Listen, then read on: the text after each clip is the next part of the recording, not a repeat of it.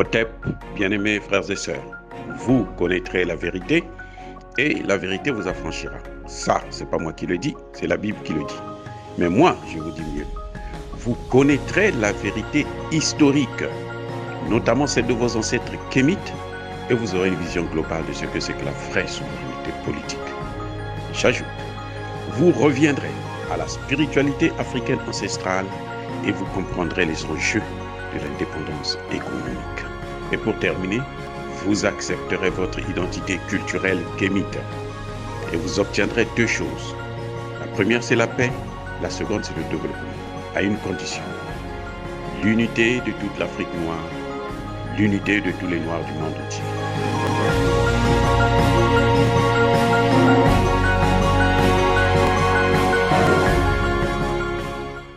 Otep à tous, bienvenue sur la chaîne des panafricanistes, par essence, par conviction et par excellence. Celle des citoyens kémites, par nécessité et obligation de combat. Nous sommes une chaîne qui n'est guidée que par nos ancêtres, et rien que par les ancêtres qui appartiennent à l'égrégore du monde noir. Par conséquent, nous ne croyons en aucun Dieu venu de l'étranger. Toutefois, il nous appartient de vous préciser ce qui suit. Cette vidéo n'est aucunement destinée à inciter à la haine ou à la violence. Nous menons un combat politique, géopolitique et géostratégique contre l'impérialisme, le colonialisme, le néocolonialisme et l'endocolonial. Et nous faisons cela sur la base du principe fondamental laissé par nos ancêtres, les kémites. Ce principe, c'est la Mahat, vérité, justice. Notre rôle, c'est de vous dire la vérité afin que justice nous soit rendue. Il s'agit donc d'apporter notre modeste contribution dans cette noble lutte en faveur de la souveraineté, la dignité et l'unité africaine. Et ça, c'est le panafricanisme. Oh, bien-aimés frères et sœurs, aujourd'hui, je veux vous parler de l'Organisation des Nations Unies. Je veux essayer de vous montrer que cette institution est dépassée, elle est caduque. Jusqu'à preuve de contraire, vous voyez, la guerre en Ukraine a montré ses limites. Donc, ce que je veux faire, je l'ai déjà dit que c'était dépassé, mais je veux vous montrer un peu quel élément, qu'est-ce qui prouve, qu'est-ce qui fait que cette institution puisse être dépassée. Mais avant d'en arriver là, je veux vous faire écouter un homme politique français, le président français Nicolas Sarkozy, qui a utilisé justement cette même institution pour détruire l'Afrique, pour massacrer des Africains en Libye et en Côte d'Ivoire. Et aujourd'hui, écoutez ce qu'il vous dit. Il va falloir faire preuve d'imagination et de créativité pour créer les conditions de l'installation de nouvelles institutions multilatérales. Aujourd'hui, plus rien ne marche. L'OTAN, ça ne fonctionne pas. Le G7, ça ne fonctionne pas. Le G20, dont j'ai voulu la création, ça ne fonctionne pas. Écoutez là. Et même l'ONU, qui oscille entre apathie et immobilisme. Nous sommes en 2022. Il est temps d'inventer les institutions qui permettront le multilatéralisme du XXIe siècle. Or, nous vivons avec des institutions qui sont celles du XXe siècle. Et là aussi... Bien-aimés frères et sœurs, lorsque c'est nous qui parlons, vous ne nous croyez pas et vous nous prenez à la légère. Parce que vous êtes habitués à écouter ce que disent les médias des occidentaux qui ont une résonance peut-être un peu plus forte et qui vous manipulent. Parce que cette partie-là, les médias ne la commentent pas vraiment. C'est pour ça que moi, j'ai pris ça pour vous sortir ça. La dernière fois, je vous avais déjà dit que les Nations Unies étaient caduques. Mais il n'y a pas que les Nations Unies. Il y a aussi l'Union africaine qui est dépassée. Qui est dépassée. Il y a aussi, la CEDEAO vient de le prouver là récemment, qui est dépassée. Mais pourquoi ces institutions sont-ils dépassées? Et pourquoi il faut repenser de nouvelles institutions? Mais je pense que ce n'est pas seulement les institutions qu'il faut changer, c'est d'abord le comportement, les agissements des puissances, des grandes puissances. Parce que lorsque on a un esprit de prédation, un esprit d'hégémonie, de suprématie sur l'autre ou sur les biens des autres, eh bien, quelle que soit l'institution qui va être en place, donnera le même résultat. Parce que les mêmes causes produisent les mêmes effets. Ces institutions ont des difficultés à fonctionner puisque ces institutions sont financées par certaines puissances essentiellement. Ce sont elles qui financent le gros des opérations de ces institutions. Et que, vous savez, celui qui paye les musiciens, c'est celui-là qui demande, indique la musique qu'il veut écouter. Donc, on manipule ces institutions. C'est ça d'abord le vrai problème. Je veux prendre plusieurs exemples. C'est devant le Conseil de sécurité des Nations Unies qu'un secrétaire d'État américain a présenté une bouteille avec une poudre en disant que voici les armes que produisent l'Irak. Ce sont des armes nucléaires à destruction massive. Et l'ONU, sans envoyer ses experts, sans chercher à rentrer en profondeur pour connaître qu'est-ce qui se passe exactement, eh bien, l'ONU a donné son aval pour la destruction de l'Irak et, bien entendu, ça se termine toujours par l'assassinat de celui qui est au pouvoir. Saddam Hussein a été arrêté et assassiné, tué. On s'est rendu compte par la suite que Saddam Hussein ne produisait pas des armes à destruction massive. Il n'y en avait pas. L'ONU n'a jamais sanctionné ces États. L'ONU n'a jamais dit que les États-Unis avaient des comptes à rendre et qu'elle devait justifier pourquoi elle a entraîné le monde entier dans une telle guerre qui a causé autant de morts. L'ONU n'a jamais demandé aux États-Unis de dédommager les populations irakiennes de l'Irak. C'est la même chose avec la Libye. L'ONU a donné son aval pour aller protéger des populations dans Benghazi, pas pour aller détruire complètement la Libye et mettre la main sur tous les puits de pétrole libyens. Mais qu'est-ce que l'ONU a dit à Sarkozy? Sarkozy, vous le voyez là, il se balade tranquillement. Hein? Il n'est inquiété de rien du tout, alors que c'est beaucoup de morts, c'est trop de morts. Et ce même Sarkozy est allé prendre Gbagbo dans son palais. Il quitte la France, il vient prendre Gbagbo dans son palais.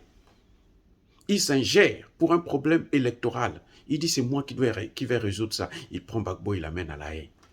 Et La Haye aussi cherche le juge à la demande de la France. C'est malheureux. Ce n'est pas des institutions qui devraient fonctionner encore, qui devraient encore exister. Parce que là, on voit très bien que c'est grave. Le président de la commission électorale et du conseil constitutionnel de la Côte d'Ivoire déclare Gbagbo vainqueur. C'est le représentant spécial de l'Organisation des Nations Unies qui vient, qui dit ces résultats qu'ils ont proclamés sont faux. Voici le vrai gagnant de ces résultats. Voilà. Les Nations Unies n'ont jamais condamné la rébellion de Alassane Ouattara et Guillaume Soro. Au contraire, ils leur ont facilité l'avancée vers Abidjan. Et ils ont été aidés par les forces françaises sur place qui ont détruit le palais présidentiel ivoirien. Là encore, l'ONU n'a pas joué son rôle. L'ONU n'a jamais interpellé Nicolas Sarkozy. L'ONU n'a jamais interpellé qui que ce soit. On le voit au Centrafrique. Comment l'ONU réagit. C'est l'ONU qui forme des rebelles à la demande de la France. Et il y avait un contingent portugais qui était là, qui avait la tête de la mission des casques bleus sur le terrain. L'ONU a enlevé ce contingent pour mettre un contingent français, pour mettre à la tête des casques bleus un Français. Et on l'a vu tout dernièrement, il n'y a même pas une semaine, ils ont essayé d'assassiner le président Touadéra. Les Nations Unies encore. Vous allez au Mali, mais les exemples sont multiples. Vous allez au Congo-Brazzaville, et plutôt au Congo-Kinshasa. Lorsque un camion de l'ONU tombe en panne dans la rue et on ouvre ce camion pour voir qu'est-ce qu'il y a dedans, ce que l'on trouve, c'est horrible. Ce sont des matières premières. C'est devenu des businessmen. Comment une telle institution peut-elle être à la fois au four et au moulin? On ne peut pas suivre deux lièvres à la fois. Si l'ONU est née sur la base d'un conflit, la Deuxième Guerre mondiale, donc l'ONU ne pouvait pas tolérer encore qu'il y ait la violence dans ce monde. C'est l'horreur absolue. C'est terrible, c'est incroyable. C'est le cas de l'Union africaine. C'est le cas de la CEDEAO. La CEDEAO, ça a montré très bien que ces institutions-là ne valent absolument rien. C'est la France, une semaine, 2 semaines avant, qui dit la CEDEAO prendra de telles sanctions. Et la sanction que la France demande à la CEDEAO de prendre, c'est une sanction qui n'existe dans aucun texte de la CEDEAO. Pareil pour l'UOMOA. Bloquer les avoirs du Mali, ça n'existe dans aucun texte de cette banque centrale. Mais parce que la France a dit, faites ceci. Ils sont allés au-delà de leurs prérogatives. Et voilà qu'ils ont violé les droits des Maliens. Ils veulent asphyxier le Mali. Ils veulent faire tomber ce gouvernement. Et comme si ça ne suffisait pas, Emmanuel Macron va prendre ce dossier, va amener aux Nations Unies pour demander à ce qu'on puisse lui donner l'autorisation de faire une invasion au Mali, comme ça se passe actuellement en Ukraine. C'est ce que la France demandait. D'envahir le Mali, puisqu'ils occupent déjà le terrain. 80% du territoire sont dans leurs mains, donc ils ont seulement 20% et tout. Et l'ONU était prête à valider ça. Heureusement pour le Mali, qui avait eu la Russie et la Chine pour imposer leur veto. Sinon, aujourd'hui, Bamako serait dans les mains des soldats français et de la force européenne. Comme Dieu ne dort pas, Dieu leur a amené la guerre chez eux-mêmes. Maintenant, ils commencent à savoir ce que c'est que la souffrance. J'espère qu'ils comprennent la souffrance des Africains. Lorsqu'ils disent non, laissez-nous tranquilles, nous voulons la paix. Donc, toutes ces institutions sont à repenser. La CEDEAO prend des sanctions illégales, illégitimes et inhumaines. Et l'Union africaine, qu'est-ce qu'elle fait? Elle soutient ces sanctions à la demande de la France. Parce que la France a dit, il faut soutenir. Elle soutient des sanctions contre leurs propres frères. Ils ont oublié qu'ils appartiennent tous à la même race. Ce sont des frères. Ils se disent non, nous on n'est pas concernés. Mais c'est toute l'Afrique qui est concernée. C'est toute l'Afrique qui est concernée, M. Tshisekedi. M. Macky Sall qui a pris le bâton de pèlerin pour continuer à vendre l'Afrique.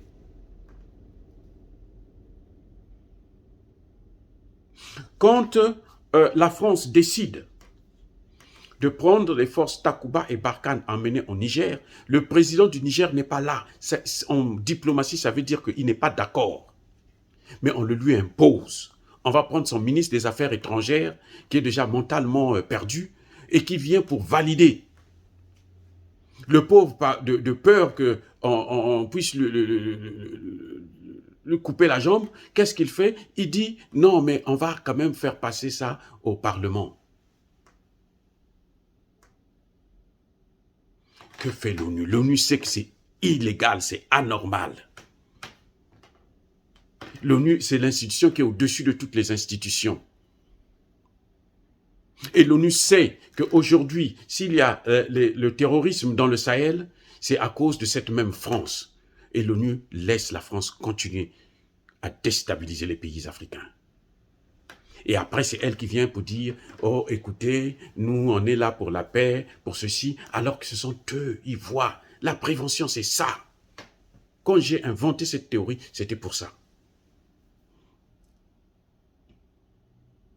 Oh, bien-aimés frères et sœurs, ces institutions internationales qui régissent le monde actuel sont dépassées, elles ont montré leurs limites parce qu'elles ne suivent que la pensée des grandes puissances. C'est l'argent qui dicte le comportement de nos institutions. L'ONU sait aujourd'hui que l'Afrique, 14 pays africains, utilisent un système monétaire nazi qui a été inventé par la France, inventé par Hitler, que la France a repris pour son compte et qu'elle applique en Afrique. L'ONU ne dit rien. L'Union africaine, les Tshisekedi sont passés par là, les Macky Sall, ils ne disent rien. Ce sont des institutions bidons. C'est la pourriture. Et le monde va continuer à s'enfoncer dans l'abîme avec de telles institutions. Regardez comment on est proche d'une troisième guerre mondiale, là en Ukraine, à cause de l'imprudence de l'ONU.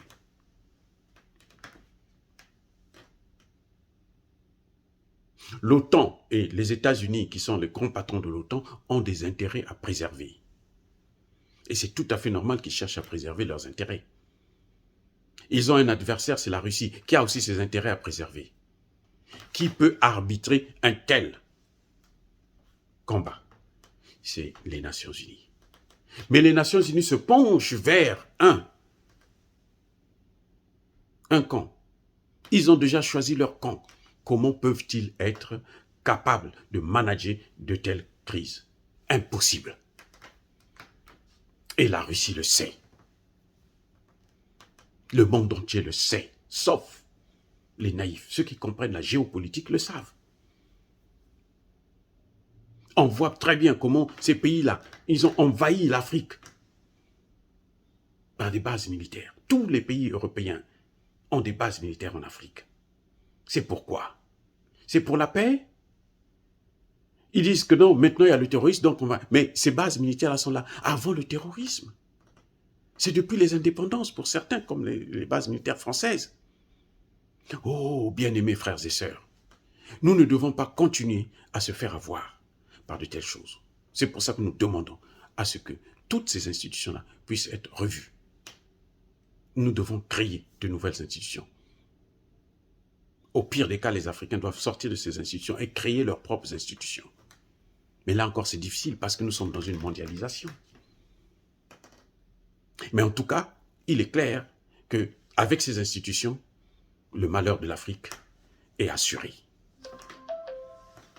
Donc, bien-aimés frères et sœurs, il est temps. Nous devrons nous mettre au travail. Nous devrons réfléchir et faire de nouvelles propositions à nos leaders. C'est vrai qu'ils ne nous écoutent malheureusement pas, mais nous devrons faire notre part. Et tant pis pour eux s'ils continuent à enfoncer l'Afrique et le monde dans l'abîme. Parce que, après tout, en dernière instance, il y a un jugement, celui de notre grand Dieu. Voilà. Et moi, j'y crois fermement du jugement dernier. Pas celui de la Bible, là. Non. Celui des Kémites. Voilà, j'y crois fermement. Écoutez, est-ce que dire ça, c'est inciter à la haine ou à la violence? Non. Nous sommes une force tranquille. Notre but, c'est la paix. C'est l'égalité des êtres humains, l'égalité des races. Ya bakoler ve, Ya Malembe. J'ai dit.